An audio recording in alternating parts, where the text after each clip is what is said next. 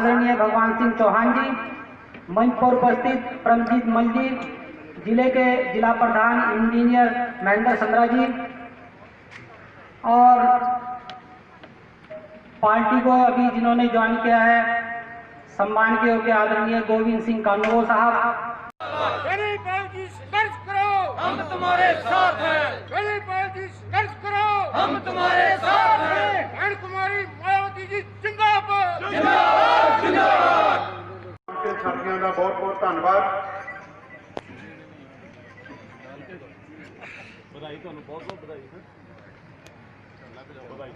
के अंदर जो विधानसभा के चुनाव होने वाले हैं उसमें बहुजन समाज पार्टी को मजबूती देने का काम करेंगे। सम्मानित साथियों, इस प्रदेश के अंदर आप देख रहे होंगे सोशल मीडिया के माध्यम से, इस प्रदेश के अंदर अब नीले झंडे की लहर है।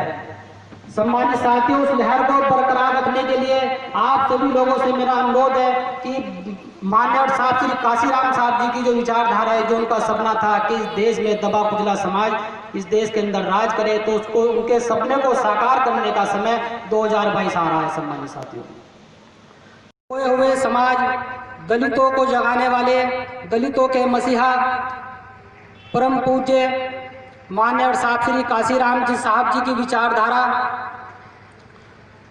को मान करके आज गोविंद सिंह कानूगो जी ने आज बहुजन समाज पार्टी में BS4 का जो विलय किया है वो वास्तव में बधाई के पात्र हैं।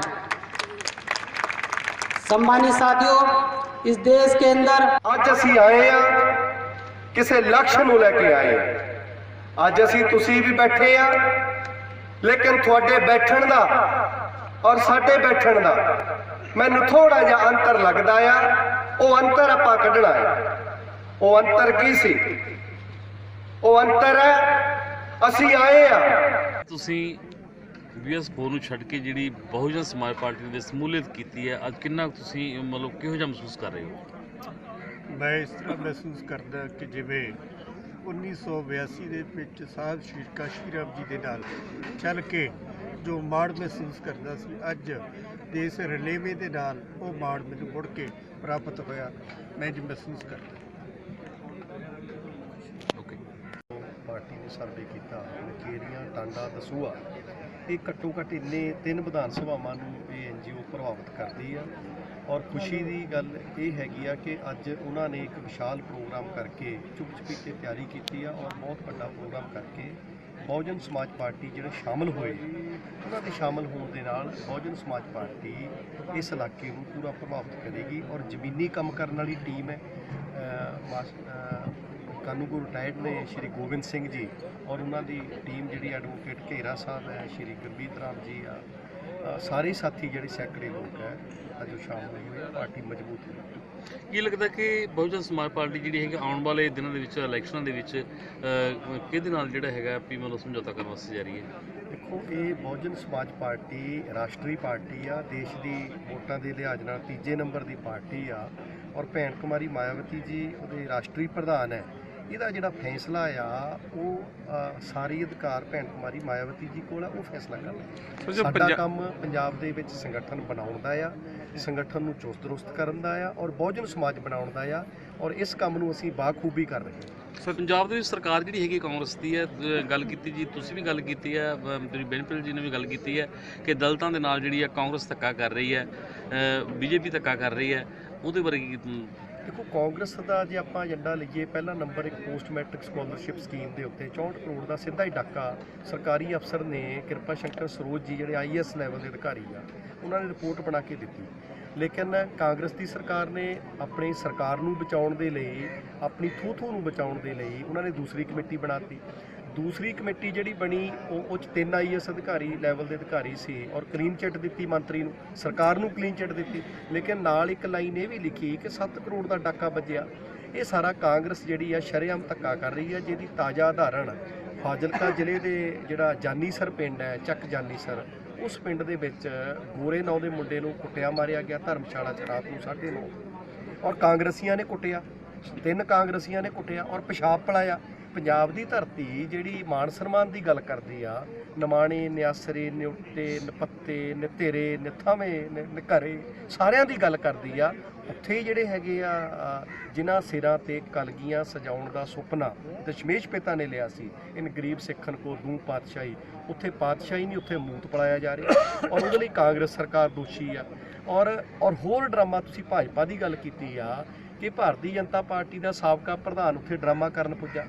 ਉਹ ਭਾਰਤੀ ਜਨਤਾ ਪਾਰਟੀ ਜਿਹਦੀ ਉੱਤਰ ਪ੍ਰਦੇਸ਼ ਦੀ ਸਰਕਾਰ 'ਚ ਮਨੀਸ਼ਾ ਬਾਲਮੀਕੀ ਨਾਂ ਦੀ ਸਮਾਜ ਦੀ ਧੀ ਜਿਹਦੇ ਨਾਲ ਧੱਕਾ ਹੋਇਆ, ਬਲਾਤਕਾਰ ਹੋਇਆ ਔਰ ਭਾਰਤੀ ਜਨਤਾ ਪਾਰਟੀ ਦੇ ਗੁੰਡਿਆਂ ਨੇ ਕੀਤਾ ਔਰ ਹਰੇ ਤੱਕ ਗ੍ਰਿਫਤਾਰ ਨਹੀਂ ਕੀਤੇ ਔਰ 15 ਦਿਨ ਉਹ ਧੀ ਹਸਪਤਾਲ ਦੇ ਵਿੱਚ ਦਮ ਤੋੜ ਗਈ, ਤਾਂ ਜ਼ਖਮ ਰੀੜ੍ਹ ਦੀ ਹੱਡੀ ਤੋੜਤੀ, ਗਰਦਨ ਤੋੜਤੀ, ਲੱਤਾਂ ਤੋੜਤੀਆਂ ਔਰ ਸੈਂਪਲਾ ਜਿਹੜਾ ਭਾਜਪਾ ਦਾ ਸਾਬਕਾ ਪ੍ਰਧਾਨ ਹੈ ਉਹ ਉੱਥੇ ਜੈ ਭੀਮ ਦੇ ਨਾਅਰੇ ਲਾਉਂਦਾ ਕਿਸਾਨਾਂ ਨਾਲ ਪੰਗਾ ਲੈ ਕੇ, ਕਿਸਾਨਾਂ ਦੇ ਮੂਹਰੇ ਖੜ ਕੇ ਅੰਦਰ ਦਾ ਡਰਾਮਾ ਕਰ ਰਿਹਾ, ਜਦਕਿ ਬਹੁਜਨ ਸਮਾਜ ਪਾਰਟੀ ਪੂਰੇ ਪੰਜਾਬ ਦੇ ਦਲਿਤਾਂ ਦਾ, ਕਿਸਾਨਾਂ ਨਾਲ ਕੋਈ ਝਗੜਾ ਨਹੀਂ। ਭਾਰਤੀ ਜਨਤਾ ਪਾਰਟੀ ਜਿਹੜੀ ਪੰਜਾਬ 'ਚ ਕਦੇ ਸਿੱਖਾਂ ਨੂੰ ਲੜਾਉਂਦੀ ਹੁੰਦੀ ਸੀ, ਅੱਜ ਦਲਿਤ ਔਰ ਕਿਸਾਨ ਦਾ ਮੁੱਦਾ ਬਣਾ ਕੇ ਡਰਾਮਾ ਕਰਨਾ ਚਾਹੁੰਦੀ ਹੈ।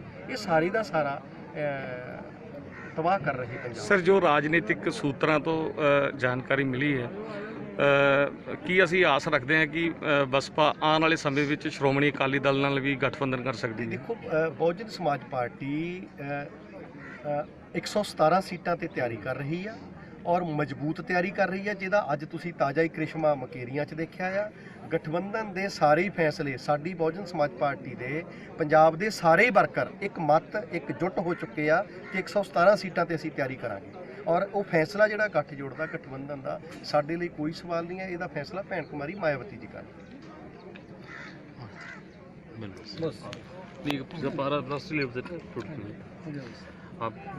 सर नेशनल लीडर हैं आप, प्लीज। मेरी बाइट ना लो, उनकी बाइट लिया करो। सर पंजाबी की बात, कोई बात नहीं, फिर क्या, कोई बात नहीं, कोई बात नहीं जी, फिर क्या बाइट हुआ? नहीं देते ना, नहीं इधर आ जाओ, बाइट नहीं देते। ऐसे है ना, आप अगर आए हैं, मुख्य मेहमान आए हैं, ठीक है सर, तो कुछ बताओ, मुख्य मेहमान आए हैं आप, ठीक है? मुख्य अतिथि हैं आप। हाँ जी, आज आप रैली में आए, आपको कैसा लगा कि बहुजन समाज पार्टी का आधार जो जहाँ पर बढ़ने वाला है कैसा है?